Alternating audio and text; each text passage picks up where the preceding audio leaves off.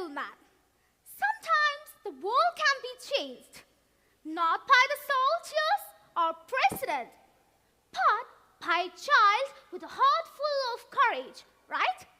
Today, I want to share a real story, a story of a 11-year-old girl from Gaza, a girl who taught the world what it truly means to be a global citizen.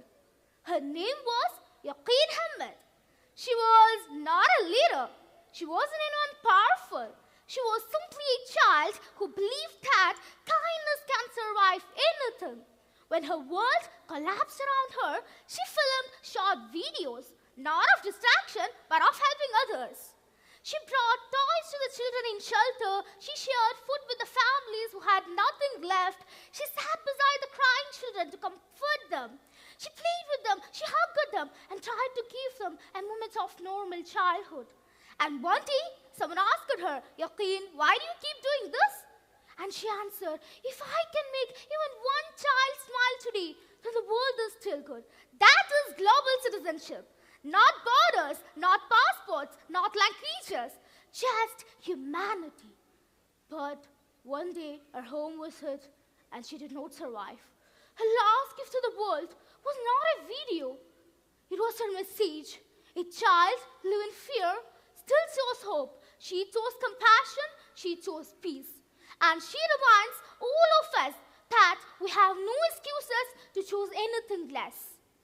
In another shelter, a boy named Yazan, he built kites of those scrap papers. And a journalist asked him, Yazan, why do you keep doing this? Even everything around you is destroyed? And he answered, the sky should remember how the freedom looks like. In a cold winter rains, tents are flooded, and an 8-month-old baby Rahaf died from exposure because she had no real shelter. Not because she was sick, not because of anything she did, but because the peace was missing in her world. Families are separated, children suffer hunger, parents pull irons from ruins just to buy bread. These are not stories from a movie. These are real people who wake up every morning hoping that the world has not forgotten them. And yet, even in the middle of all this pain, there is something extraordinary. They still hope, they still believe in a kinder world, and they still dream. This is where the global citizenship begins. It begins when we understand that every child, no matter where they're born, every child deserves safety. Every family deserves dignity, and every human being deserves humanity. Global citizenship is not about where we live. It's all about what we are standing for. It is about seeing the suffering of others as our responsibility, not as someone else's burden. So, ladies and gentlemen, today I want you to imagine something.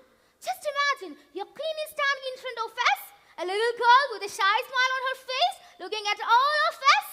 And imagine her saying, don't wait to be older, don't wait to be powerful. Just start with a small act. Just start with courage. Just start with kindness. If she could speak to us now, she would probably say that.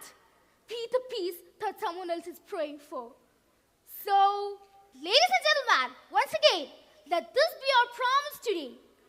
Let us rise not as a citizen of one country, but as citizens of one planet, one humanity, and one heartbeat.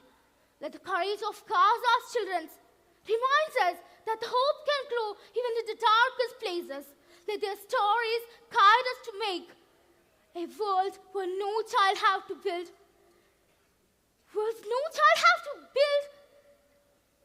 a home filled with tears, where no child have to write goodbye messages, and where peace is not just a word, but a reality we create.